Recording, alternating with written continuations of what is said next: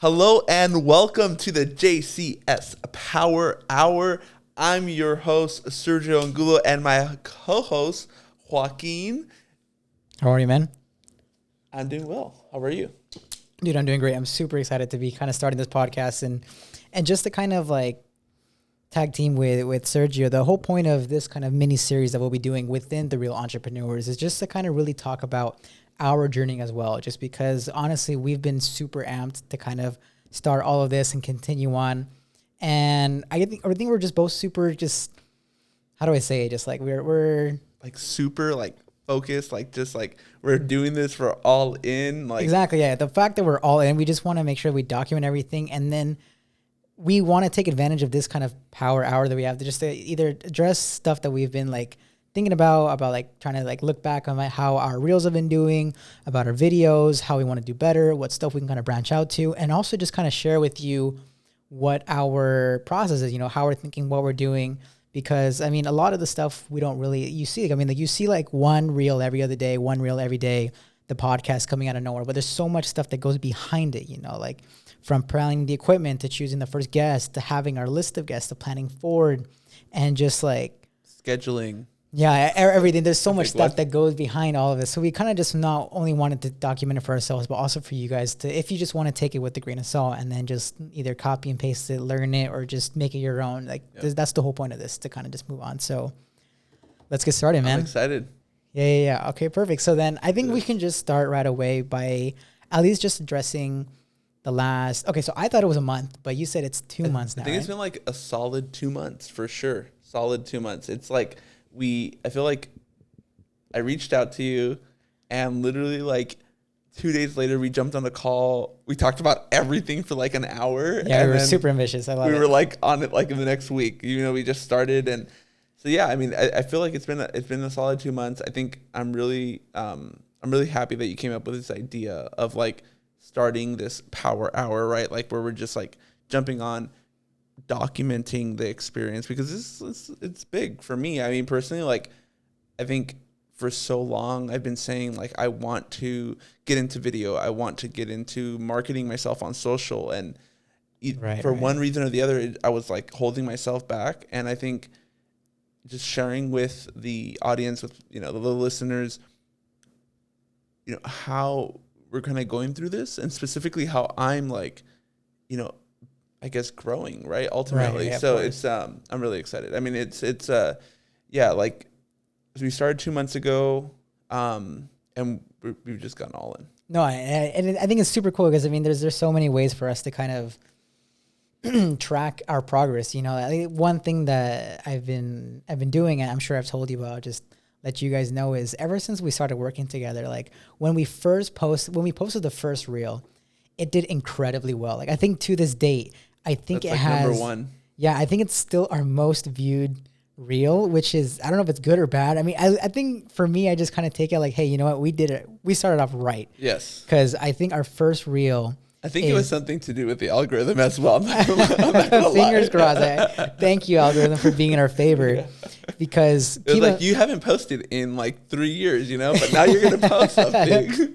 We'll help you out a little bit. Exactly. Because let's see. But we definitely started with a bang, right? I think our first one was like a breaking news. The breaking news was the first one, and then which is interesting because I mean I think like those little breaking news ones, they're like relevant, right? So they're talking about something that's happening now, and I think that really you connect with people, right? Because it's something that they're seeing on the news, and then now you're talking about it, and it's like, well, how does it relate to whatever I'm doing, right? In my case, real estate, right? So I think it's an interesting approach to marketing on social media, talking about like breaking news and completely, things like that, And I think it's really, what was kind of funny to me was we were late to that news. Like people have already known about it. Like it was.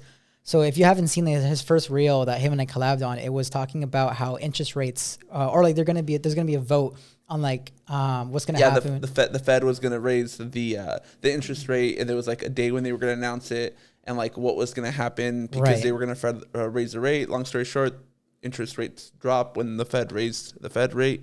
But it was, that the post was like 3 days late, right? Or It was 3 days. Basically, the way was, because we were brainstorming everything. We were trying to figure out what content to get, who's to kind of like get inspiration from, I mean, no shame in it, but we were kind of almost just copy and pasting other people's stuff because that's social media. There's like no shame in that at all. There's no shame in it. I think as long as you do your own twist, it's perfectly fine. Totally. And so I used to actually be like against that. And me too, but I think one thing that if you listen to the first podcast from Joe Soto, he says, and I quote, Instagram is like it's a place where everyone gets information. Like everyone's posting information, so it might as well just be you. Yeah. So I mean, even if it's something happening, like hey, basis points are going up or going down. There might be the certain people like for you. You have when we first started, you had like 1,600 followers, 1,680 followers. That's potentially 1,680 followers that didn't know about it. So it's good for you to kind of just explain it. But I think like I follow Tom Ferry. Yeah, Tom Ferry. He talks about like R&D. It's like like what's R&D?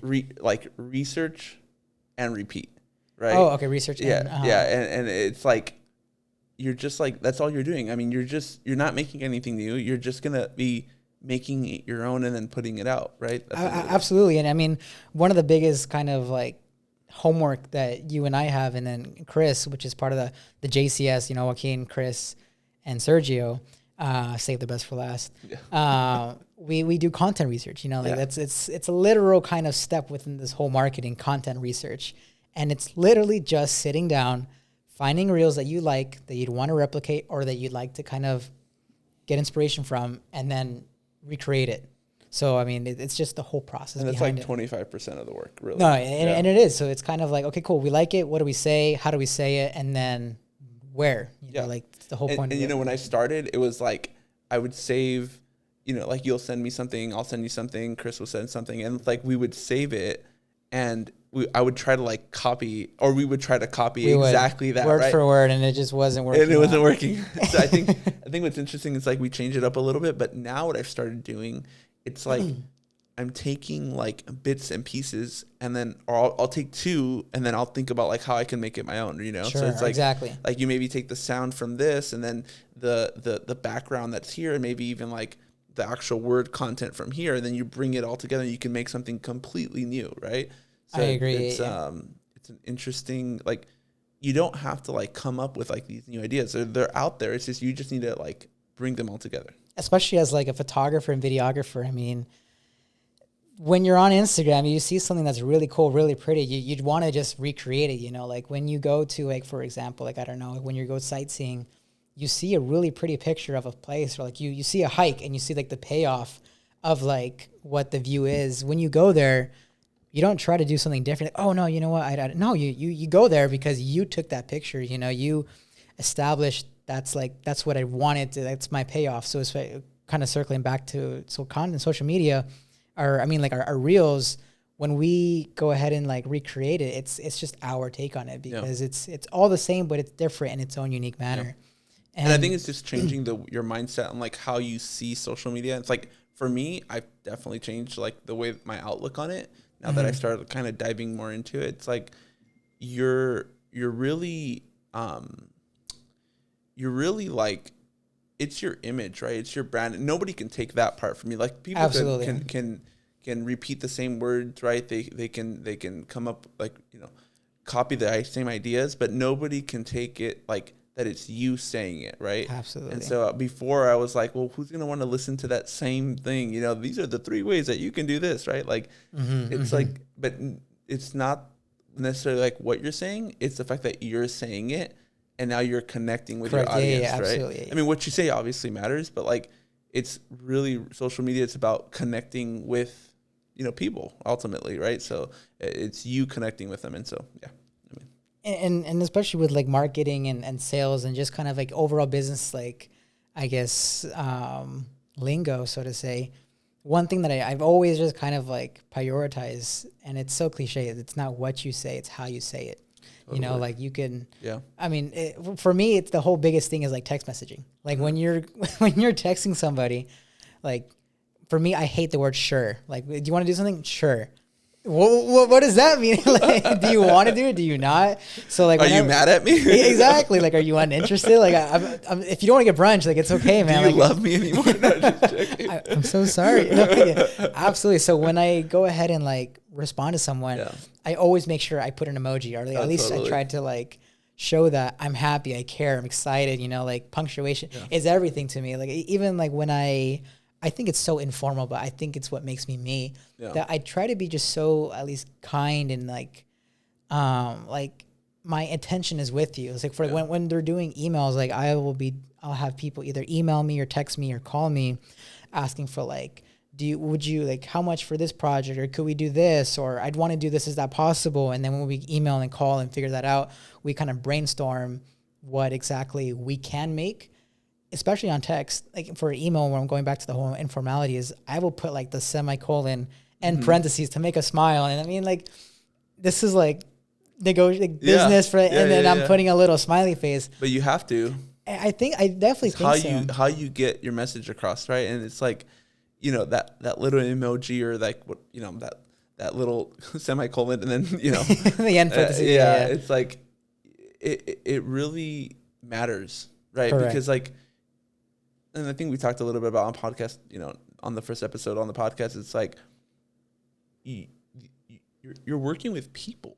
Correct. Like, these are like human beings. At the end of the day, you're doing business with another person. You know? Right? And so like they are, you know, you're going to be working with them. In your case, you're going to be spending probably like half a day with somebody.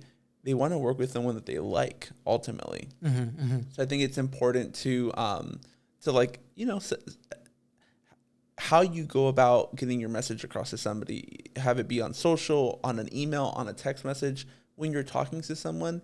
I think in sales and business, if you don't go about it in a way that is, you know, welcoming, nobody's going to want to work with you. No one's going to want to, you know, like, it's like, are you mad at me all the time? Yeah. You know, like, are you happy to be working with me? Like, I mean, if you didn't want to film my real estate listing, man, just tell me. Like, no, like, that's why it's like, hey, you know, absolutely, smiley face.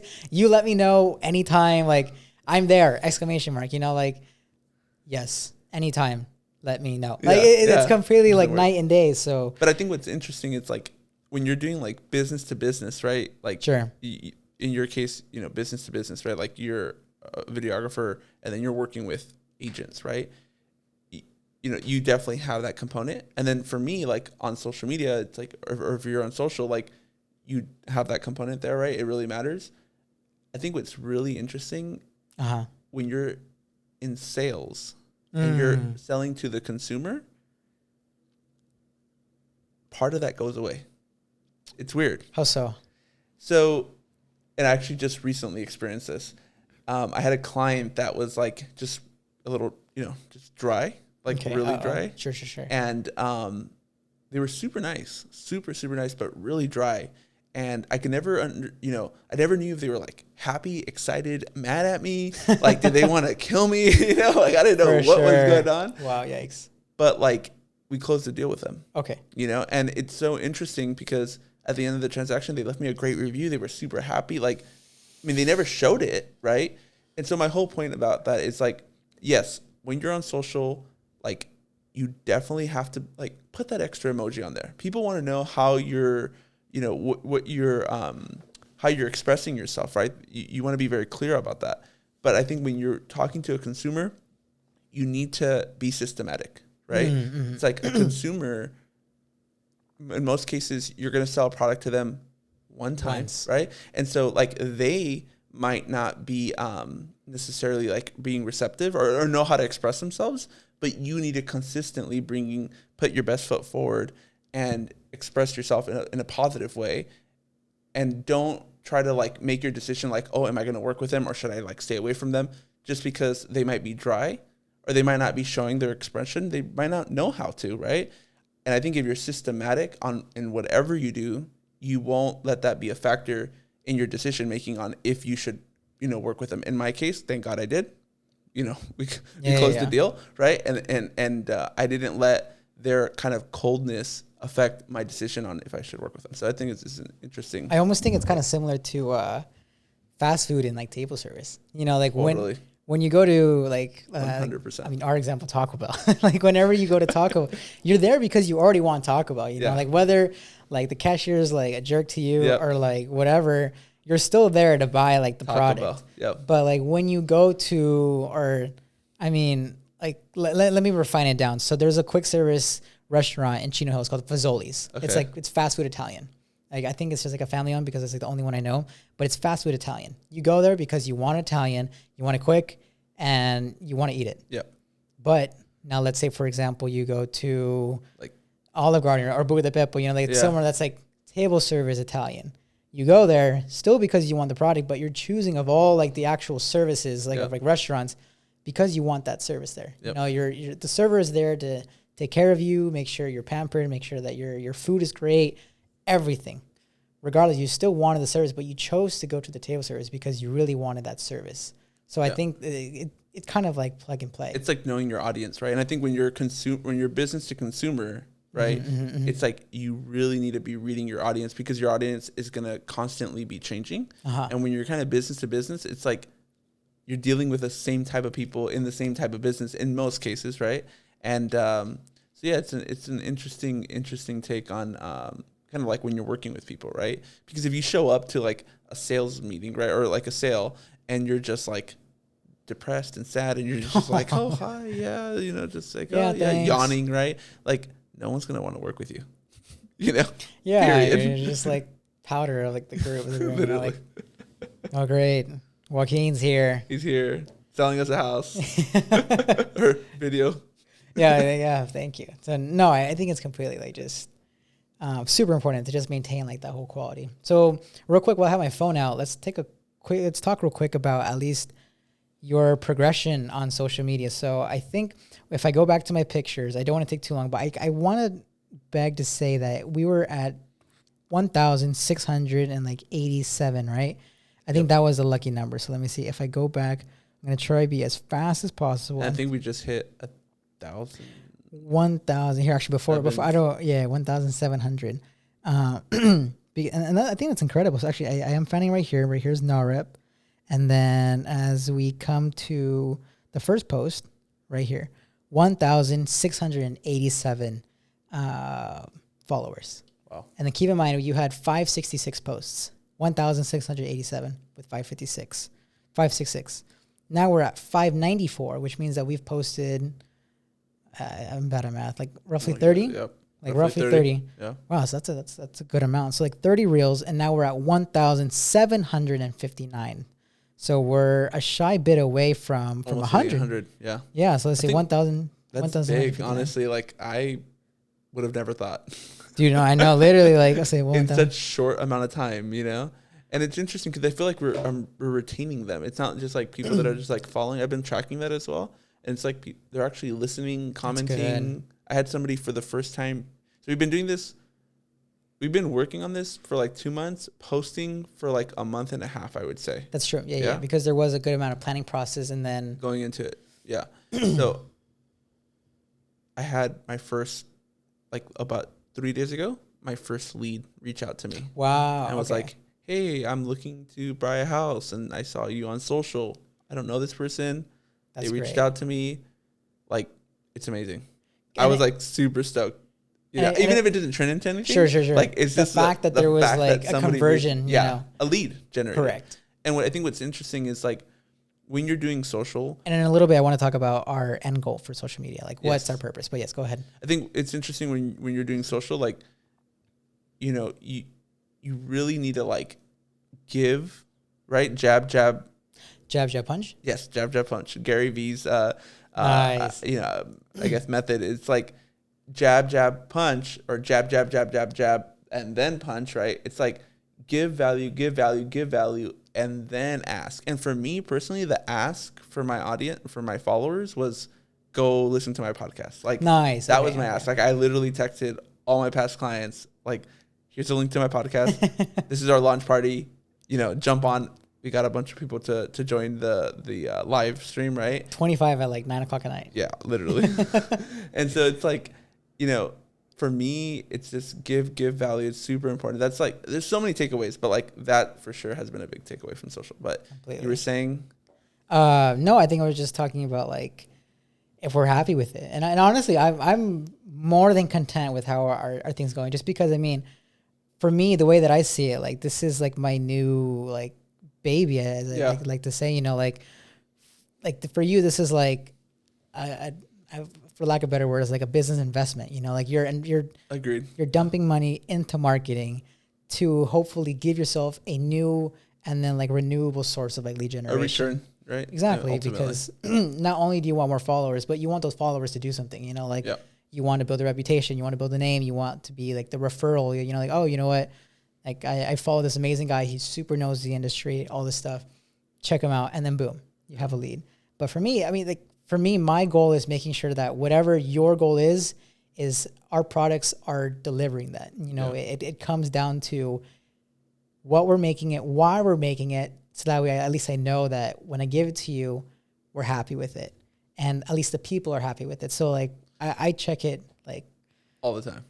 Obsessively. I'm like, okay, come on, refresh. Go up. I honestly think that like you cannot, anything you do, any type of project you launch, right, in your business, like if you don't have that passion behind it, the passion that you bring to the table, the like it's almost like you love it, right? Like I do, honestly. I really like your baby, literally. Correct. If you don't have that, nothing is successful. I've learned that. Like you need to have that component. And what's interesting is like, you know, it's like sometimes in business you need to focus on those things instead of like the profits, right? Correct. It's like focus on, it's like not the content, but like focus on the people, focus on like what you're doing, the experience, this moment. Like this is big for me, right? Like what we're doing right now, it's like this moment, this time that we have together, right? Like going through all of this, it's you want to be focused in this moment right now, right? Instead of like worrying about like how many sales are we going to close this month, or like, well, you know, what's our profit margin, right? It's like this in many cases it's like way more important. And I think whenever you're launching a project, like if you don't do that, I think that's where a lot of entrepreneurs fail. They don't focus on this part. They only focus on the profit part, right? I mean, you need to have a balance, but like definitely I think you bring such a like something I've never experienced with like literally anybody else that does, you know, video or content creation. Like you bring such a passion behind all your work. And I mean, it's not to flatter you. It's just, it's the honest truth. No, like, I it's like it. you bring so much, like you care, you really genuinely care. And I think that's ultimately why we're seeing results, and the results I think are not even really measurable right now. Not yet. It's too early. It's too early, but I think you can just see it from all the feedback that I'm getting. Like people that I haven't talked to in years are messaging me like, oh my gosh, congratulations. And then like a week later, like, wow, that looks really good. You know, like, what are you doing? Like, how did you do it? So, yeah. That's super cool. Okay. I mean, to kind of go from there, it's, I don't know. I mean, we'll talk about it another day about why I just love doing this so much, but. Well, actually, I have that on my list of things. Oh, nice. Okay. So I guess this episode. We are talking about it on this episode. Perfect. Literally, the question is, why do you like to do why do you love to do or let's see, what's the question?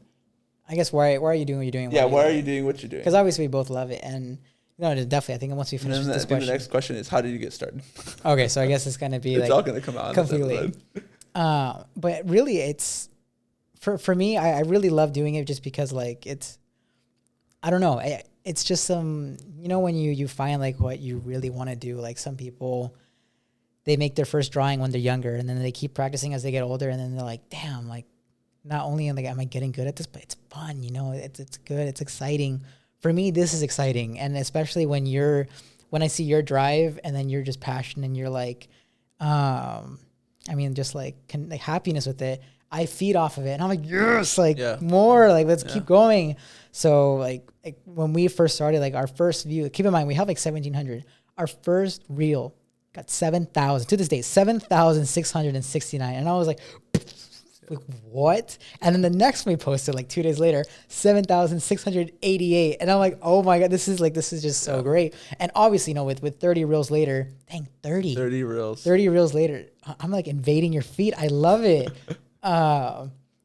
we do have some up and downs. Like we have some that don't even hit 1,000, some that like hit 600 or 800. But I mean, I'm happy with it. Like for me, like on my feed, I have some that are like 600 views. But two things. One, I was happy to make it. Like I'm proud of it. Like for me, it's a bummer it didn't do well, but I was so happy to make it and I'm proud of it. Who cares? But and the second point, it hit 600 people. You know, like 600 people watched it. I don't know how many times, but like they saw from beginning to end and hopefully they had a reaction. For me, that's good enough. So when I look at yours, I'm like, you know what? It's okay. Like it didn't hit 7,000, but you know what? 852 people watched this. You know, like I don't know what the metric is for Instagram. I'm like how long you have to watch it for it to be recorded as like a view. But 854 people passed that mark. Yep. So it's cool. I mean, like at least we're doing something right. I think you really can't measure like, at least like for me, like social, what we're doing here is like a long-term goal. Like I think you really can't measure like one specific video's like amount of views or likes or whatever. Like if you go through the feed, right? Like, or the grid, you're like, as you scroll, like it takes about like 3 scrolls to get to like where my old videos are. Yeah. That is what matters. Completely. And I think that's in the long term, like that's what we're going to be measuring. Like when somebody, you know, goes to my page or like jumps on my Instagram, like, and they just like scroll through it, like, are they seeing content that's valuable to them? Right. And if the video has like 10 views, but it brings so much value to one person, and then that person reaches out to me, you know, like that's... It was every penny, you know. Yeah, that was worth it, right? It was like a business card, you know, like this $2 business card got me like $1,000. Like, yeah, exactly. It was worth it, you know, like printing all those to that one. We talked about this earlier today, right? We talked about the letter. The letter, right? It's like one letter that we sent to this, you know, tenant, an owner who owned a property. Keep in mind, they send hundreds of letters. Hundreds of letters.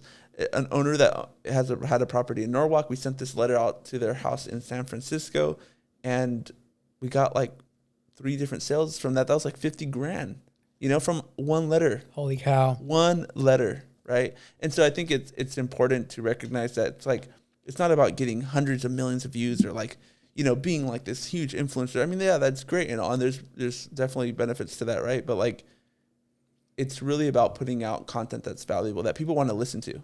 Like the podcast, that is like the perfect platform. If you really care about giving value, and it's not about your ego or like, you know, looking amazing on social media, because like, you know, at the end of the day, like, yeah, we all want to look great, but like we're regular people, you know, like I'm not a swimsuit model, right? But it's like if you really want to give value, I think podcasts is just the way to go. Like you're able to do so much, get so much content in the span of like 1 hour compared to like anything else. And we're splicing it up. Like we've to this day, like to the documenting and recording of this podcast, we've only released 2 reels of the podcast, and we still haven't been able to see how many people have watched the podcast just because I don't think the analytic or the stats are out yet. The stats are out yet, but I mean, just with those, we filmed an hour-long episode, and we have another one rolling out very soon, and we managed to get 15 quality reels out of it. We didn't just like, okay, every 8 minutes just kind of clip something. We like, fortunately, you and Curtis sat down and watched the whole podcast, and then did me the favor of like time-stamping parts that you would thought were worth someone's time and eyes, because now it's going onto Instagram to go ahead and watch. And like the first reel that you posted, 1,343 people watched that. The second one, we posted it at a Target. We were walking around Target and we're like, oh shit, we should post a reel right now. Or no, we should have posted a reel earlier in the day, but you know, it's never too late. You know? Yeah, it's never too late. Actually, it is too late. There's sometimes if you go past 9 o'clock, you know, call it a day. That's the bummer. So real quick, I'll remember to kind of go back to it. What time do you post your reels? Oh, that's such a good question. Okay, so I've been testing it. So I've tried like early at like 8 a.m. I've tried lunchtime, like around 12:30. And then I've tried, I've tried like 11:45, so it could hit like right at 12 when people go on lunch. And then I've tried like 7 o'clock. And I would say I'm seeing like 7 o'clock as 6 o'clock really as the time that I'm getting the most attention. 6 o'clock. Okay, cool. Yeah, so 6 p.m. I feel like my audience is like the age group pre-sunset. you know? Yeah, is totally like after work, at home, relaxing. Exactly. Yeah. My audience is like mainly like 25 to 35. So That's good that you kind of at least recognize like what your audience's age is, so that you Yeah. can kind of plan around that. and I think it's like interesting, like I know we literally, I mean, sometimes me and you just have like random ass conversations, you know, but like, it's like, we were talking about this, I think earlier today or yesterday. It's like, you need to be laser focused, right? Yeah. In like whatever you're doing, and have rules for yourself, right? With like the agents on my team, I have something called the agent playbook, right? Ooh, okay. And so okay. it's like, it's just a list of rules, right? That need Wow. to be followed. Okay. And we get like super like focused on it sometimes. It's like, you need to make, before you like pass on a lead, right? That we've given you, you need to make 9 touches with them, 9 contacts with them before you like kill them off and like they're no longer a lead in your database, right? And it's like same thing with social media. Like, if you know, now that I know like 6 p.m. is my time, guess what's on my calendar? 6 p.m. posting. 6 p.m. posting. And it's Wow. happening, right? Cool, okay. It needs to happen. I think with whatever you're doing, like if you're not laser focused and you don't have that playbook, like, then who's dictating like what you're doing? Like no one's gonna come and hold me accountable. Like, yeah, sir, true. You better post right at 6 p.m. Hey, you haven't posted today. Yeah. Where the fuck is Yeah, it? where is it at, man? Like, no, that's not gonna happen. True. You need to be the one, and I think that's why the passion part really matters. And it's like, if you don't have that passion, there's gonna be really, at the end of the day, nothing that drives you, especially in the beginning of a project that, you know, we're not seeing the fruits of this, and we're not gonna see the fruits of this until like probably, you know, We won't know when 6 it's going months, until we when 6 it's to, going. 6 to 9 months from now, realistically. And so I think having that passion, making sure you're laser focused, that you're posting right on time, that we're consistent with our recording dates, that I come prepared. That's one thing that I kind of fail on sometimes, but that you come prepared, right? Like that you have ideas set up, that you have them like written down. And like for me specifically, I jump around a lot, but like, you know, Bear with bear us. with me. Yeah, bear with us. I know, my fingers crossed, trying to make sure I remember to go back to where the heck we were starting at. So it's like with me, the podcast, like I've sent questions to the guests. To the guests. Yeah. And so it's like literally in the subject line, it's like requesting information from them. That's one email, like requesting their like okay. business information, how long they've been. There's a couple questions that I have for them that I need before the show to intro them.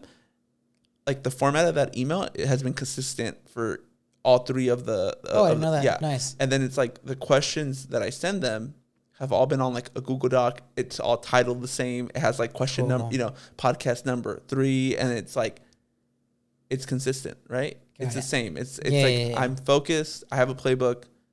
I'm following it because it Super means cool. it I matters should to me. definitely be doing that, but I'm not. Yeah.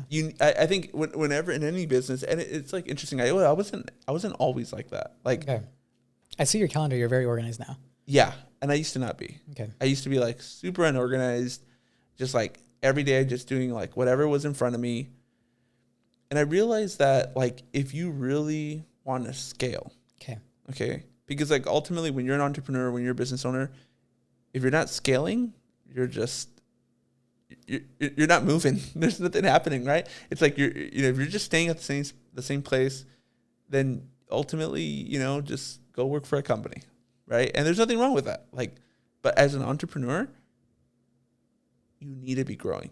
Sure. And the only way that you can scale is to be laser focused, optimize your time, and you know, and grow your business. Ultimately. No, you're literally not lying. Like, it's even for me. Like, I don't consider myself a professional. Like, I think I'm gotten to the point where it's such a like other like for example, I'm pretty sure you consider me a professional in my own realm. Like, you know, Totally. I was about to say, I'm like, I totally feel like you're a professional. But when I you're like the most professional videographer I've ever met.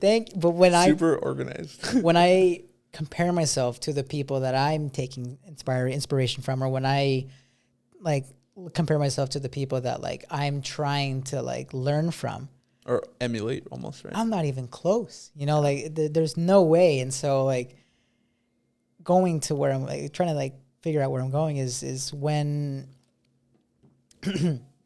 you're trying to freelance and like be a business or be a professional in your industry, you need that commitment. Like you need that drive, that focus, that I guess just strictness or no, it is strictness. Yeah, it's like a playbook, right? Exactly. Like football players, I think, have playbooks, right? Like sure, like whatever play they're doing, it's like what play are you playing, right, in your business? And like as things are changing, as you're collecting data, right, depending on the results and if you're measuring everything, which you should be, we measure literally everything. Like that's going to help you decide what play you should play next. Okay. Right. And it with us, it's like we measure, how many phone calls we're making every day. How many phone calls do we make monthly? Wow. What was the change from the last month? What are our projections for next month? Like, text messages, like how many properties are we sending out to clients? How many appointments are we going on? What's our conversion rate? Like all of those things are helping us measure and make the decisions that we need to make for the following, quarter. Right. Okay. And so I think when it comes to scaling, it's like, if you're not laser focused, then you're not able to collect all that data because that data becomes inconsistent. Right. And when you're laser focused, it just builds up and then you're really able to do something great. Right. Wow. And so, it's important. I think honestly, I also have people that I follow that I look up to. Sure. And I'm like, oh my gosh, like I'm not even this close to being where they, yeah. Like these people are like, it almost seems like I'm never going to get there. Right. But like, I also like look at like, I jump on a lot of calls with like, a lot of Zoom calls with agents that are just starting off to kind of mentor them and coach them. More like mentor them. And it's, I look at what they're doing and I'm like, I remember they'll tell me some of their struggles, like when they're just starting, Sure. a month in, a year in, and they're just starting in real estate. And they tell me about their some of the things that they're struggling with. And it's like, oh, I struggled with that too. Like that's true. That was a problem that I was dealing with. Yeah. Exactly. And it's like, I'm not dealing with that problem anymore. And that shows the growth. It shows the growth, right? And so I think we will get there. So like, whoever you're looking up to and, for me, all the real estate gurus out there, shout out. If you could have me on your podcast, that'd be great, yeah, guys. Yeah, join our podcast. Yeah, right. Yeah. AKA Tom Ferry. So it's like, you look up to those people and you think you'll never get there, but you will. Correct. If you are laser focused, right? And if you are playing plays that work and if you're measuring, you will get there. Wow. No, I definitely need to I think like by the second or third time that I re-listen to this podcast, because I listen to our stuff all the time. I know, me too. I'll definitely start writing stuff down because honestly, I really should. Like for me, I'm 21, so I'm still going to school. Actually, I took the year off. So it's crazy. You're 21. For me, I feel I don't know. It's just like crazy. You don't act like a 21-year-old. Oh well, thank you. It's like you're like. Honestly, I forget sometimes that you're 21. Like, I'm 28. Nice. Good-looking 28-year-old man. But yeah, so like I'm 21, so like I'm supposed to be a senior this year at Cal Poly, but I took the year off just because COVID, and it felt like it was the right thing to do. In the beginning, it did not feel it was the right thing to do. Like I felt like my parents were like super confused. They're like, son, like finish school, get your degree, and then get a job. And I'm like, I'm not ready to finish school. Like and especially Zoom University, Cal Poly, or COVID. It just was not for me. I was doing worse in classes by doing it from home instead of doing it on campus. So now that I'm back, I'm balancing that. I do videography full time. It's basically a full time job, and then I work at Disneyland. So for me, it's just like I have so many moving variables in my week, sometimes in a day alone, because like gigs get postponed, gigs get canceled. Like my family wants to do something, so I'll have to like move stuff around or editing, or sometimes you think it's going to take like 2 or 3 hours to edit something, and next thing you know, you're up until 5 a.m, which is very realistic for me. Like I'm up until like 4 or 5 a.m. To do stuff. And one big struggle for doing that is I will either, as soon as I'm done exporting a deliverable or project or video, I'll put it on Dropbox and I say, okay, you know what? It's 4:30 in the morning. I'm not gonna send my client the video because one, I think it's unprofessional. It's super late. Or two, if I have a question, I'll just ask in the morning. Or when a client texts me and I don't read my DMs or my messages until I'm in bed, just because I don't have any time in the world to be like responding it at that moment, just because I'm just I'm balancing so many different things. So I'll do it then. But then when I say I'll do it in the morning, it's a new day. New stuff's going on. I forget or like move like late. I wake up late and I'm like, I have to be driving to Disneyland in like 35 minutes. Oh my God. So it was like fudge. Like I need to at least plan myself better or get a system going. And I've wanted to have for me, my lifelong dream is to have a schedule that I can like, oh, you know what? At 9 o'clock, I should be doing this, or like, oh, it's 11:30.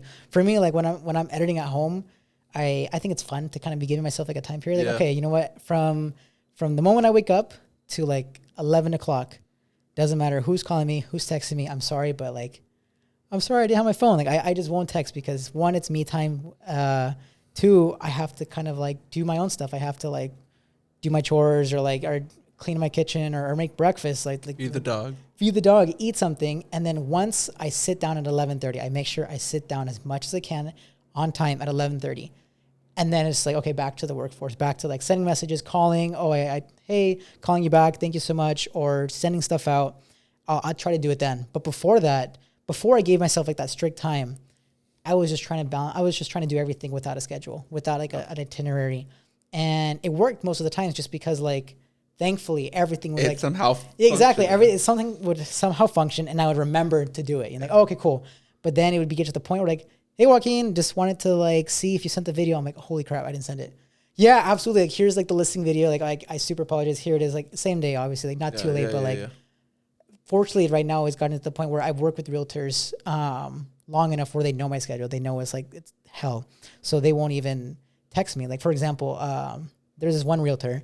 I'll say her name is Lisa Mesri, bless her soul. She's like one of the best realtors. Shout out Lisa. Lisa Mesri, you're amazing. It's been an honor working with you. Like, thank you for believing in me since like day one.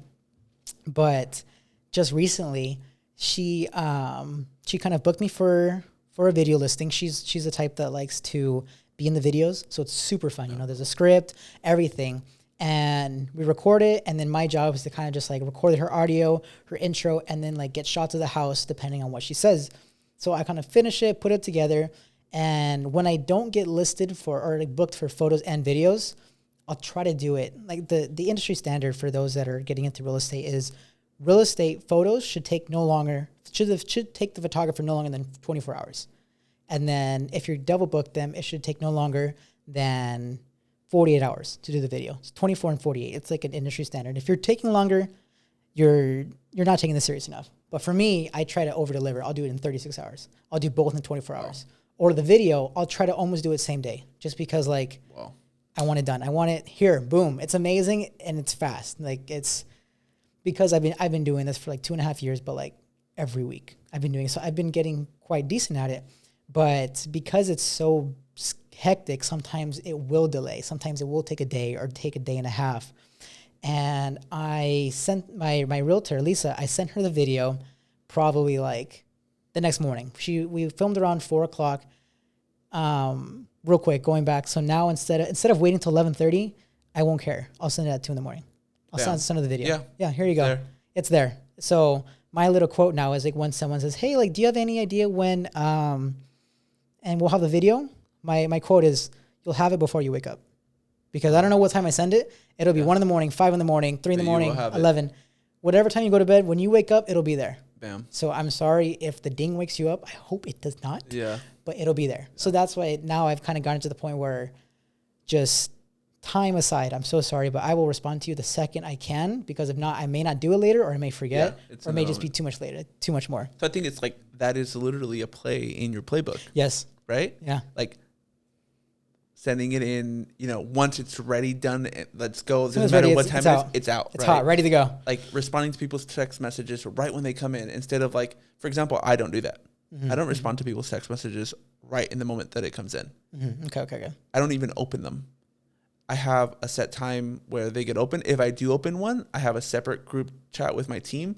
I do a screenshot of the text message. I send it to my team. They put it on my to-do list on our system under that client's profile, right? To get back to them. Dang. Right? Everybody knows that I'll get back to them by the end of the day, within that working day.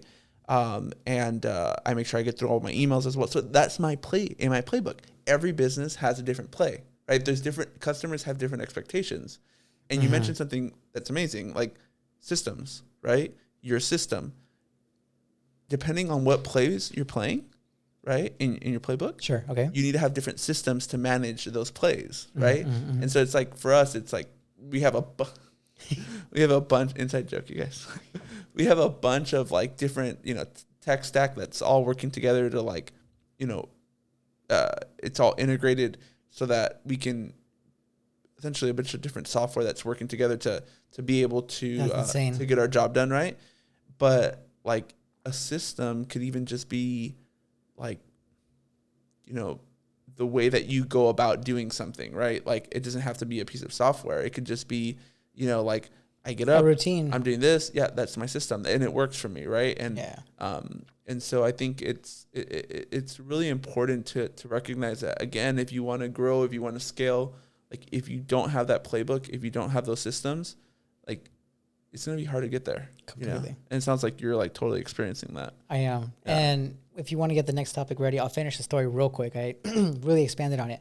But anyways, so now that I send it at whatever time it's done, I sent it like that night. That night I gave it to her at like 3:35 in the morning, just an absurd time. And I said like, here you go, and like, I hope you like it. And I sent it.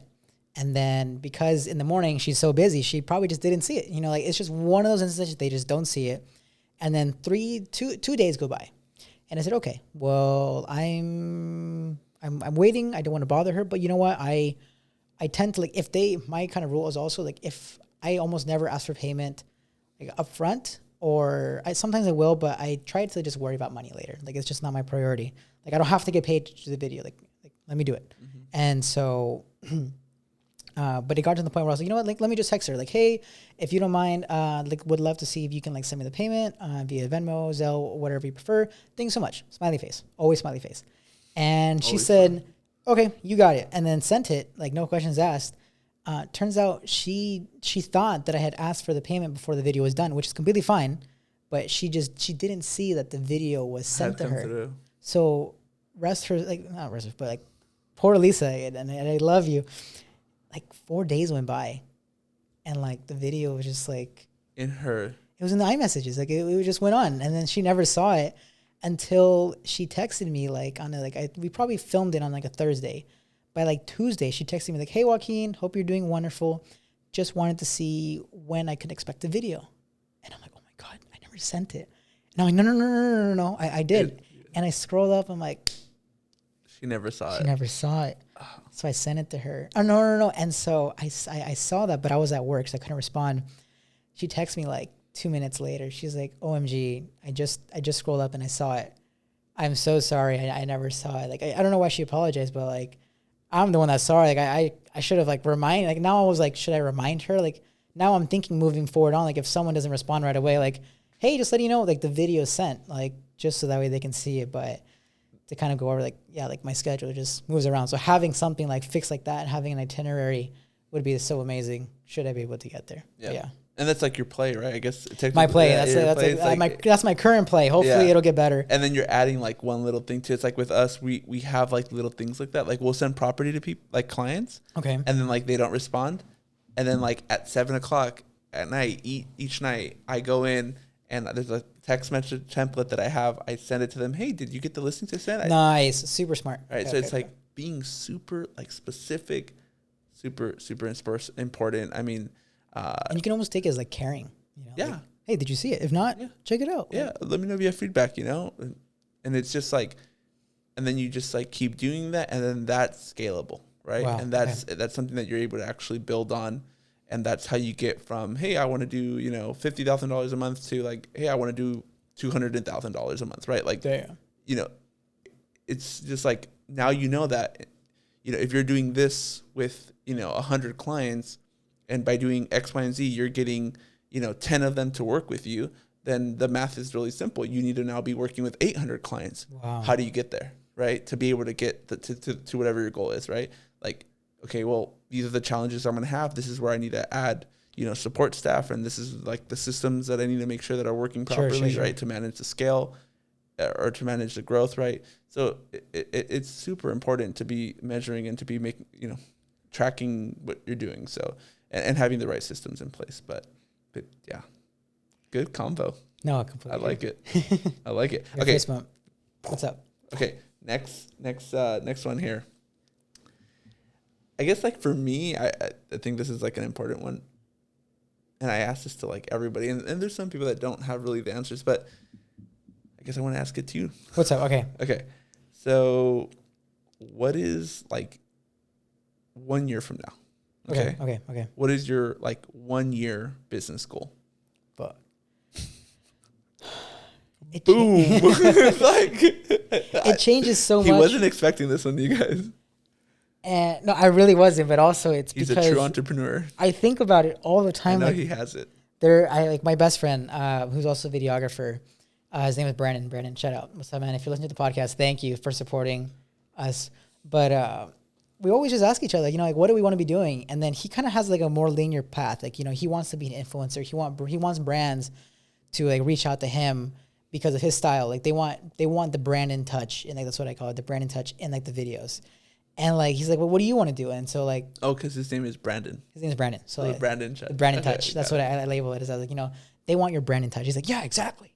But for me, like I haven't had the chance of pursuing social media just because I've been so invested in like the business side of it, of like creating stuff for other people. Yeah. Like instead of like you hiring me to make a video that includes me of your product, of your service, I've always been drawn towards like making a video that you want, that caters to like your dream and like how you want to show. Like whatever your dream is, my goal is to make it happen. Yeah. Not like for you, not for me. That's exactly. Right, yeah. Like I don't want different approach. Yeah. Correct. Completely. And so it spirals. Like when I first started doing all this, I was doing events like photography, video, cool little recaps. And then next thing you know, as soon as I bought this beast of a camera, someone approached me asking for a wedding video, and they have seen my work. And I don't post all my work. I don't post any work on social media. It's purely just me. So I've been doing this like seriously for like 3 years. I've never once like promoted myself on Instagram. I've never like shared my real estate listings. I've never like shown my work. It's always, thank God, it's always just been referrals. Like someone knows someone and they reach out to me. But someone reached out to me for a wedding and like, hey, how much would you charge and all this stuff? I was like, oh shoot, I have no idea. That is a wonderful question. What would I charge? The most interesting question ever. Yeah, what's your rate? I hate that question. But I just figured out a price point. It was a very close friend. And so I gave him a discount. I was like, consider it the homie discount, like, well, whatever. And then next thing you know, like 2 weeks later, someone else had me for a wedding, but completely unrelated. So it was just like perfect timing. And I was like, oh, wow, like I'm being referred to now as like for weddings. This is so cool. So long story short, I think I've shot like 6 or 7 weddings now. Wow. And none of them have seen any other weddings until they've like say, hey, do you have work? Yeah. None of them has been like, oh, hey, I saw your wedding video. This is somebody that reached out to you. Right. They've known me for a while. They've seen at least just like my standard of quality. Yeah. So they just have that trust to begin with. Yeah. And so from that point on, I was like, this is fun, like I love filming weddings for people. This is amazing. It's good money, not great money because I wasn't charging a ridiculous amount. I was charging very fairly, and I was always paid up front. That's how fair it was. And I was like, what? I could be a wedding videographer. Like this could be my life. I can do Disney and school on the weekdays, weddings, which is just 1 day, 2 months of work on the weekends, like this is a routine. So like my cousin Emilio, who's my editor, we kind of tag team on that. And then, that was literally our plan in May. May was like roughly when we delivered the last wedding. And I'm like, this is it. I'm going to be a wedding videographer, a little bit of real estate, and I'm going to focus on like my social media. I went, and then I started shooting for NAREP, which is a real estate kind of organization. And I was like, okay, cool. Weddings and events. I'll do that. I'll stick to the weddings and events. And then I go on a week-long trip to Mexico, and I kind of get a taste of like filming for myself. I finished I worked day and night. That was when I was really going to bed like 5 a.m, wake up at 7:30. Gosh. Yeah, it was rough, but I finished everything, like clean slate. No one could text me, hey, where's my video? Because it was done. Like nothing. And so I go there, film for myself, and I'm like, this is so cool. Like, I'm getting great feedback. I'm not exploding, but I don't like, my goal isn't to explode. My goal is to just like put my stuff out, love it, and hopefully it grows. Yeah. If not, I have to wait. You know, like it's a waiting game. It's a long game. Exactly. So I said, okay, you know what? Maybe now I can be an influencer. Like, maybe now I can like be reaching out to like hotels or like products or do whatever, and grow with that. And then I come back, and then that's when you and I, met or basically started working together. Like probably like a week and a half after I came back, you and I started like working together, and it's just been like just boom, just like 100% into that. And I'm like looking back, I'm like, you know what? Weddings was fun, but no more. I want to do this now. Interesting. So it's just so hard, especially when you freelance and I guess when you put the client first. Yeah. It's just you don't know where you want to do. So to answer your question, where I want to be in a year, I don't know. My whole perspective on videography, which has been why I would like to think in my own scope have been successful. Obviously, I'm not making a full salary's worth. I'm not doing this, but I consider myself successful because I'm loving work. I'm not. So there are times. Excited. I'm excited. I'm more excited to film than to edit. There's times when I'm like, no, I don't want to edit. But I'm excited to film. When I'm excited to film, that's when I know. When I'm not excited to even press record, that's when I'm not in the right area. But advice, really quick. Sure. Focus on the part that you love. Yes, exactly. Do that part. Yeah. Period. It's always that. True, 100%. Everything else, you could have people come in, and even though you might think, oh, there's no way that somebody else can come in and do that part, like, there is. True. Right. So doing that, my whole, at least mindset, especially by being a service for someone, you know, like, there's always going to be a company that wants to work. No, there's always going to be a company that needs my service, not the other way around. I'm not going to need someone's service. And what I mean by that is like, I'm here to work for someone. Mm-hmm. You know, like I'll be my own business and whatever, but like the whole foundation of my service is to be a service to someone larger that needs to work. So you look at it like a service and not a product. Yeah. Oh, interesting. Because you to say it at the lack of better words, you get me. Yeah. You know, like you get my attention, you get my effort, you get my willingness to work. Yeah. So it's a service, you know, like I don't like it's not just like here's a video file and bam. Right? Here's a video. Did you like it? Did you want to do something different? I mean, here's a video. I'm going to be editing on my computer for the next 3 hours. If you need something changed, just let me know right now. I'll get it done. That's what I mean. But my whole perspective on this is like, I want to find a client. Like I want to if you take care of someone and they take care of you, it's a perfect win-win situation. So, I mean, I think this is why this is working so wonderfully. Like my whole perspective, my whole like mission is to just take care of Angulo Group.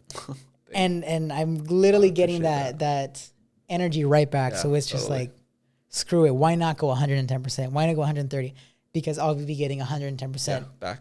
Yeah, 100%. Yeah. So at least whatever I do in a year from now, that's going to be my goal, to be still taking care of someone that's going to be taking care of me just as much, if not more.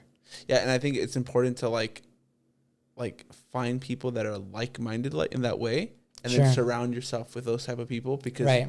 It's not common that you find someone that cares so much. Correct. Right? Like for me, like I will take care of my team even before I take care of myself. Like literally, the reason why I'm in the office working sometimes till like 9:30, you know, like just like going from like, you know, 8 a.m. to like 9:30 and doing that for like weeks on end without taking a day off. It's because my team, I want to make sure that they're taken care of. They're number one. They're the ones that, you know, help me get through the hard times, right? They're the ones that are there for the good times. And it's like, you know, your passion brings me energy. Like honestly, completely. You know, so it's I mean, I think personally a year from now, I have like huge, like, let's hear it. I see big things for you a year from now. Like personally, like I visualize things a lot, right? And like I'm just like I dream them, and so like I see Joaquin and, you know, your production company, and like I see like so many, like just like, you know, you really doing I think success, especially when you're just starting off, needs to be measured with like how happy you are. True. Right? Yeah. It's not always about like how much money's in the bank account. I mean, it's important, right? But like it's like how happy you are, and I think you continuing to grow, going into the next 12 months, and doing more and more every day of the things that make you happy. Yeah. And less of like, the things that don't make you happy, I guess, right? Like maybe like being able to say like, hey, I don't want to work with that effing realtor, right? Or whatever the case may be. Like for me, that's my goal as well, right? Like the day, actually 2 months ago, I was able to fire my first client. Whoa. Okay. Yeah, that was big. I was able to. That's cool. Okay, I was able to. Like I was able to say like, I'm not going to work with you. Wow. And it's okay. And it's okay. I'll be fine. I'll be totally okay. Wow. Right? Like I wasn't able to do that before. Sure. Didn't matter if they like hated me or they like treated me like crap. Like I was still there working my butt off, treating them really good, caring for them, putting all my like love and my heart into it. Right? Okay. I think nobody wants to do that, right? Forever. No. And I think getting to a point where you're able to not do that and you're able to just focus on the things that you love, focus on working with the people that you like to work with, that is like success in my opinion. So years from now, as long as you're still happy and you're able to kind of choose what work you want to do. Yep. Is what your goal is. That's my goal. Super special. So real quick, now let's kind of talk about, we kind of went everywhere, which is amazing. What do we want to be doing now? So like now we've done 2 months in, but more specifically, now we're starting to branch out into different, I guess, just content. We're doing the typical educational reels. We're doing trending stuff, so just pointing, or I mean like the funny stuff. We're doing the trendy stuff. The information. We're doing the trending entertainment. Correct. And then we're doing the podcast now. Do you want to talk about a little bit about our new thing that we're going to be doing with like the homes or? Oh yeah. So what's this new step that we're going to be doing to just kind of like provide variety? How fast we're moving, honestly. We are. We're like really. It's like we have an idea. Let's fucking do it. Let's just go for it. It's crazy. I mean, yeah. So like you said, right? We're doing the podcast. We're doing the like TikTok reels. I guess we're doing like the information reels. Like these are the 3 things that you need to know, on buying real estate, right? Sure. And then we're doing, I guess like the podcast reels. That's like another thing.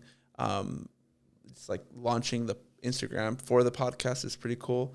But like I think this the 5th thing that we kind of want to get into is going to be shooting video of like really nice houses, like aesthetics, videos. Yeah. And aesthetics. So not necessarily me in the video as a realtor, but just like property tours type of thing. Sure. Yeah. And like kind of, getting that out through Instagram, through social media, and creating an audience there, and then seeing like wherever that goes, right? Like, so it's interesting. I think what I'm seeing now is like having a following, right? And I think even going into like 3 months, 6 months from now, like with social media, it's great having a following. That's really important. You're creating a tribe, right? You have your audience.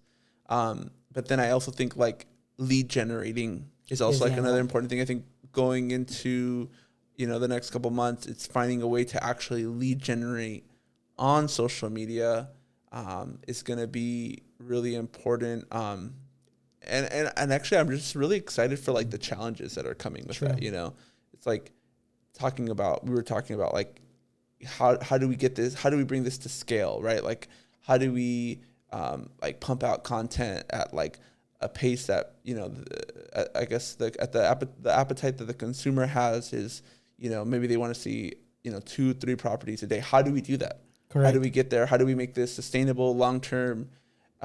That's what I live for. And I think any entrepreneur, if you're a real entrepreneur, right? Like if you really want to define it. It's like, do you get excited about the dollars in the bank, or do you get excited about the challenges that come from getting there? Getting there. And that's for me, it's like I get excited, like, how am I going to figure this out? Wow. Right? It's kind of like playing almost like what's the game that you play? Clash of Clans. Clash of Clans. It's like you're creating like a little war, you know, like you're creating like, okay, I'm going to do this and I'm going to do this. And then, you know, I better make this right move because if not, everything's going to collapse, you know? It's not going to work. It's not going to work. So it's like that, I think, is pretty cool. So we're doing that. So I guess like property tours. And I think like the interesting thing about like the property tours is, like you said, there's no direct value you're getting out of it. It's really just directed towards the audience. Yeah. And I beg to kind of like just at least acknowledge the whole point of like why we did this. And you're 100% right. Like there's no technically like return that we're getting out of it. Like there's no straight like, oh, like because it isn't your listing at the same time, you know, we're just go ahead and like promote. We're doing basically free marketing for these pretty houses. But I think one good way to look at it is definitely how we should kind of keep the mindset of just like all we're doing is just maintaining the image of quality. Like, you know, like Surgeon Gullos screams quality. You know, when it comes to the service, when it comes to the homes you're getting, when it comes to just like anything in general, like that regards Angulo Group, it's just quality. Yep, 100%. Which is the reason why we removed that reel from our grid today because, yesterday. Yeah. Was it today? It was today. It was No, it was 2 days ago. Time flies. I think it's, I like voted like, you know, this needs to get removed because we posted. He made a reel without me. Yeah, we made a reel without him at an open house. He wasn't there. And it was just like, you know, lighting was horrible. Like I looked super red. It was hot. It was like 100 degrees that day. We were doing it outside. It like angle, you know, wasn't the best. Anyways, it's just, we removed it and I kind of recognize what you're saying. Like you need to keep up that quality. And I think for me as like kind of on the business side, it matters so much, right? Because like whatever you're putting out, it says something about you, you know, like, yeah. So for sure, moving forward, no more unplanned reels. And there was one thing I was telling Sergio today, and I'll kind of share it with you guys is, at least for my Instagram, like I since the moment I picked up a camera, I wanted to represent something else. I didn't want it to be my life. Because I used to do that. I used to post like, back when I was in high school, like Hurricane Joaquin came out and I was like, Hurricane Joaquin, you know, like it's like me or whatever, or like just random stuff. And it just looked terrible. And so like, I kind of quickly made a rule to myself. If I'm gonna post something, has to be on one of my cameras. Why? Because it's a different quality, a different look, a different standard. It's just a different appearance. Different standard. Because, you know, like iPhones are amazing, but like it just can't compare an apple to a banana. Like you just can't. So like, or apples to pears or apples to oranges. Apples to oranges, that's the word, that's the term. So like I'd really prioritize that, at least on myself. Like if it's an iPhone picture, great, it's my memory. And that's a rule that you have. Yeah, and it's just not gonna stay there. So that's something that really I'm trying to implement it on our stuff. Like if we want to do something, and that's one kind of like obstacle that we've been doing is how do we make sure that like when you want to do something, I'm ready for it and I'm ready for something that you want to do. It's just kind of like planning it and then just making it like just making it happen. Like for example, like the aesthetic homes, we were struggling to figure out, okay, like how are we gonna do it? Like are we gonna do one a week? It's gonna be terrible because like we have to figure out your schedule, my schedule, all this stuff. And so that's why we kind of dawned the idea of just like, okay, let's just make content for 2 days in a row. You know, like that way, whatever moment of time that you're busy, I'm just waiting. And as soon as you're ready, we can just keep going. We don't have to worry about my 2-hour commute. We don't have to worry about your time in the office. Like it's just going to be as soon as we're both ready, we just both shoot it and then just work with it. So that way, at least whatever you want to film, my job, as I've mentioned, is to take care of you. I'm ready to film it. Like, so if we want to do the podcast and then like 3 hours from now, we want to go film the homes, I'm ready for it. We don't have to worry about like, okay, Joaquin's not here. Can we do it on an iPhone? My priority is, okay, Joaquin is here. Let's make it happen. Like, you know, let's just do that stuff. I think it's like so interesting because like the only way you get that, going back to like what we said early on, it's like you have that passion. Caring. You know? Yeah, care. Like I want us to do great. Like you like almost can't pay for that. Like honestly, like, and so I think it's important. Like I see you more like, not like, oh, this is someone that I'm contracting to do something. I see you like my business partner. Like I see you as like, you're such a important part in this like bigger picture that we have for, you know, our company, the Angulo Group. Like you cannot pay for passion. Like you, like we reach out to you. We're working on scheduling. Yeah, it's hard. Like I have a crazy schedule. You've seen it before. You have a crazy schedule. Like you're going all these different places.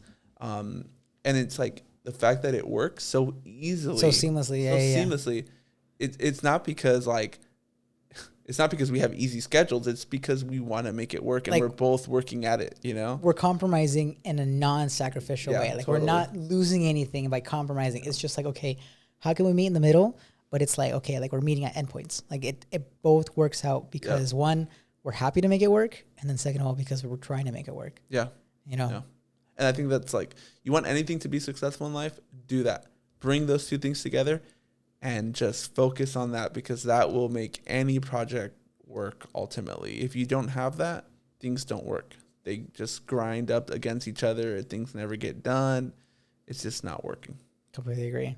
So I want to make sure that we end the podcast in a good note, but real quick, I want to talk about what we're not liking. What's stuff that we definitely need to improve on, that I need to improve on, like no hard feelings stuff. And then I'll do my turn, what I think you can improve on. And then just like, what are I don't want to hear anything. I don't want to hear what I'm doing wrong. I'm doing perfect. Okay. I'm perfect. No, I'm just joking. But also just kind of. Oh, this is cool. Good what question. We want to do. I'm excited. So at least. Do I go first? I think you go first. Okay. So what's something that at least I can do, but I can be doing better, or something that you're not happy, maybe not in the sense that you're like upset that it happened, but just like you're not happy improvement exactly. On things. Oh man, constructive this is hard. Criticism in like a positive but negative way. Positive but negative way. Like point a finger at me. You're not doing this, or I don't know. Like just okay. Man, you caught me on like a good one. I guess like, okay, like. Go ahead. No. Okay, so like for me, I'm thinking. I have something. Sure. I have something for me too. Okay, cool. Okay, so I think for me, like, I think you need to, like, in my opinion, like the business part of it, right? Sure. Okay. Like I know, like you care so much about it, and like it's almost like I shouldn't be saying this, right? Like, go ahead. You know, it's like, it doesn't benefit me telling you this, right? It's like, but this is how much I care about you, because I see how passionate you are. It's like, I think putting the business part in front of it. Sure. Okay. Right. Like, definitely. I agree. Yeah. I agree. Like, it's been me in the bus sometimes, but you know what? I'm still here. Yeah. But yeah. Right. And then that just speaks to like how an amazing entrepreneur you are. But like, thank you. I think you definitely, we talk about stories like with other clients that you've had, and this isn't as bad as I thought it was going to be. I was like, oh my God, he's it's going like, to destroy me right now. You are doing a horrible job. Joaquin. No, Joaquin, communicate better. No, I'm just joking. He's a great communicator. Yeah. No, like I think just like I hear stories about like what you're doing, and some of them are even like current client stuff. Yeah. And it's like, you know, like, do you need to be putting up with that person? Sure. Like, if you looked at this, like if you market it this way, like what about like starting like an Instagram, like not for Joaquin, but for Joaquin's real estate business part? What about Instagram for like Joaquin's wedding business part? Like the weddings can still happen, you know? Yeah, I just or like let's say you don't want the weddings to happen. Let's just say that you're going to focus on like a couple of like top clients, like me, and then like maybe a couple other people. And then you're going to be just doing like the real estate listings, right? But like, I think being able to choose who you want to work with once your calendar is fully filled up, right? And not having to put up with like certain people, right? Yeah. Like that, I think is something I think personally you need to like definitely focus on. And you know what, actually, and it's hard, trust me. For the first time ever, I actually told the client no. Like they said, hey, you know what, I want to start doing, and it wasn't anything bad. It was just like, hey, Joaquin, like, I want to start doing more real estate content, and my plate is full. So I told her, unfortunately, and I said it a lot better. I'm just kind of rephrasing what I said, but I said, unfortunately, right now I'm not taking new work like that. Like what I proposed for us to do is what I want us to do, but right now I can't do more. I can't do, you know, like more reels with someone else. Why? Because I would just slip and fall and never get up, because it would just be a huge decline right there. So I said, you know what, as of right now, I can't. Maybe in the summer I can, if you can wait for me. If not, go for someone else. Like, let's keep working together on what we want to do. But you're right in that sense. I need to figure out who I want to work with and who I don't want to. Right now, I'm still at the stage. And I think the only way you do that is by like just having your calendar fully filled. True. Right? And then from there, you like, you start optimizing like It's a blessing in disguise. Yeah. Right? Yeah. Like you start optimizing your systems, right? So like maybe instead of having like one editor, you have Sure. 3 editors, right? Maybe you have like, these are the dedicated days when I'm shooting, like, so you start scaling, right? You have an assistant, right? A personal assistant that handles all your appointments. Like you start charging more. So you can start charging more, being more selective of who you want to work with, right? So it's not only being more selective, but now it's being selective in the terms of like, who can actually pay me more, right? So you're not shooting maybe like those like $250,000 homes. You're now only shooting like 850,000 and above, and those people can pay more money for the listing pictures or the listing video. So I think everything, it's looking at it like a business. I know you're passionate, you're an artist, right? Like what you do, but I think looking at it like an actual business, you're an entrepreneur, like ultimately, you know, we're here to make money, right? And we're here, and I think there's like such a bad stigma behind that, like making money. Sometimes, especially like, I don't know. Like, oh, you're just working for the money. Yeah. And it's like, no, it's not that. It's just. It's like the money is not what's pushing me forward. It's like my passion and what I'm doing. But like the money's going to be what's going to help buy me a house. And it's going to be what's going to allow me to grow and help and hire more people and give more jobs. Right. So it's like, I think looking at it like that's just really important. Completely. No, I definitely agree. And quite honestly, I'll address it right now. Part of it is terrible. I think it's an ego thing. Like for me, I take so much pride in at least saying I don't market my work. Why? Yeah. Because I think it speaks for itself. Yeah. Like when I was younger, like I had just because of like the way my parents raised me, I never smoked, never did anything or that kind of bad stuff. And now that, like, I guess I'm at the age where it's okay to at least try it, you know? Like, my dad was always like, hey, Joaquin, if you ever just want to smoke, just try it. Just let me know. Like, I'll get a pack. Let's just give it a swig, you know? Just give it and to this day, I refuse to, like, succumb to peer pressure or try it just for the sake of saying I haven't done it. Yeah. You know, like, I don't have any interest, and I'd rather be able to say I've not done it than to not do it. Yeah. And at the same time, it's terrible for business, and I think I really need to just swallow my pride. And you know what? It's okay to promote my work, because maybe instead of seeing it of like, oh, I don't need to promote work, it's like I'm at the position where I can promote work. You know, like I can find clients at that level. So I definitely think it's okay to market your work because you're a business. You have to see it that way. And that's one thing I refuse to see it, and I should, is like I need to, you know, go to sleep and one day wake up and just be like, you know what? I am a professional. I am skilled in a way that I beat an iPhone. like literally, like I have to see it that way. And I feel like a lot of people do too, you know, like. And being professional doesn't mean like having, you know, a staff of like 50 people. Yeah. It doesn't mean having an assistant. It doesn't mean having a fancy logo and a website and a business card.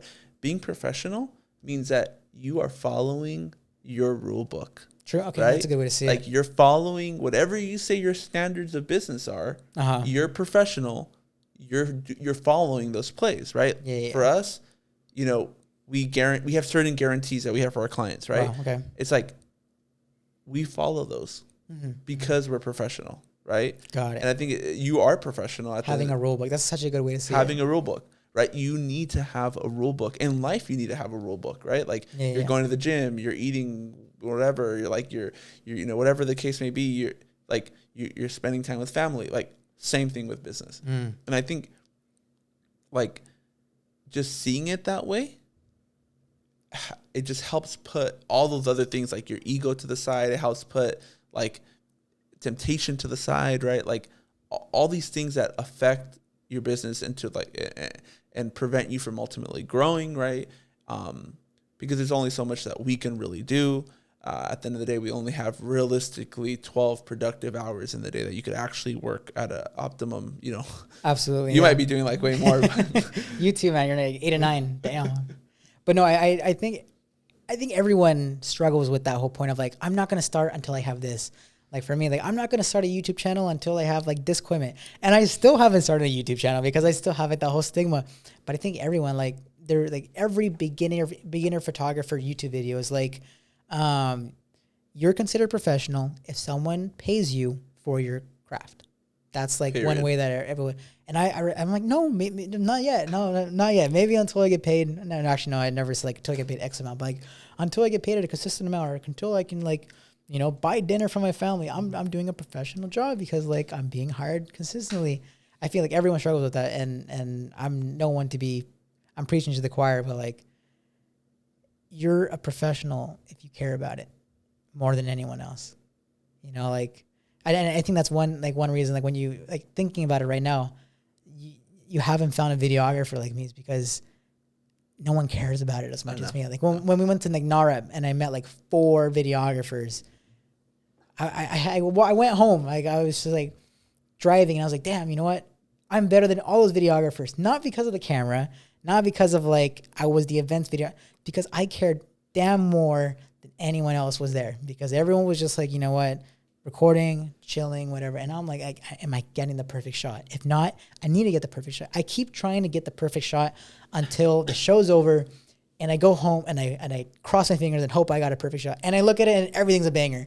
Everything's great shots. Like everything, like walking into the wonderful. I'm like, hell yeah. Yeah. So I definitely agree. You know, if you care about it more than anyone else in the room, but to an extent, like I think you're taking it professionally. And you're all in. Yeah. Agreed. 100%. You couldn't have said it any better. Thank you, dude. Well, before we end any Wait, other... no. Okay, cool. I don't know. What's my... Yo, yeah, true. Absolutely, yeah, you're right. Dun, Sir I didn't want to talk about it. No, you're good. No, let me think. I think, let me see, on what to improve on, especially on a social media standpoint. At least from maybe what I've seen is... I think it comes down to it, too. I think it's just maybe your confidence isn't at 100% yet. And as like... what's the term? As like deceiving or like just as scary as the camera looks. One thing that like, for example, like when I would take pictures, like actually no, not when I would take pictures, but when I've seen YouTube videos of like professional of like studio or like portrait photographers or like photographers that take pictures of models, they say, you know, like seduce the camera. Fuck the camera, you know, like own the camera, you know, like just take control of it.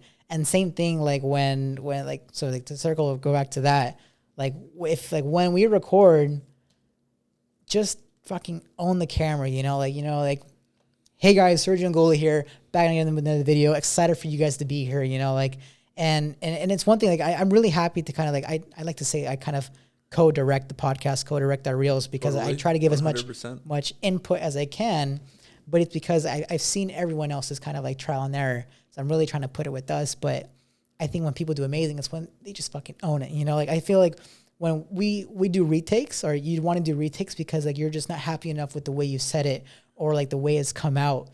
But if you're just, I fucking own this camera, you know, like the first take would be like, I am someone that's like providing this information, so you're welcome. You know, like if you go with that mindset, you're going to be like one takes everything. And then it's just going to be like more content. Yeah. More faster. Yeah. And like, so like when we filmed the first batch of reels, we were going super freaking fast and it was great. And I planned it specifically. We did reels that we introduce yourself. You actually haven't posted all of them yet, but the first 4 reels that we did was 4 different ways of introducing yourself. 1 to entrepreneurs, 1 to realtors, 1 to people that want to learn, and then 1 to just like the general public. And because you were talking about yourself, I've never seen you so confident, because it was like, I'm talking about me and like, watch me, like and follow. So it was just like so seamless, so simple. And you just like owned it, you know. Yeah. I don't have to like read a script on like who I am and what I do. I know what I am, what I do. So like in the information, like, even like, I think there was like the breaking news, you were like trying to explain something. And you're like, you know what? I don't know too much about it yet. It's okay if you don't know much about it yet. You still know more than the person that didn't know anything. Yeah. So just own that, and then just be like, here's my information. Take it with a grain of salt, or if you didn't know it, here it is. But if you didn't know it, cool, perfect. At least you knew that. So at least going into every reel and pretending, you know, I am talking to someone that knows nothing about this. You're going to be way more confident, and then not be wanting to take 2 or 3. And it's okay if we do 2 to 3 takes. Sometimes I'm like, yes, I messed up. I can like hide it. Like, okay, cool. Actually, real quick, let me fix the microphone, or let me change this. Like, I'm like, okay, please take one more take or whatever. But like, going aside from that, if we do way more confident. Like if you own the camera, if you like seduce, if you fuck the camera, you're going to be way more like, that was a good take. I like that. it. No more.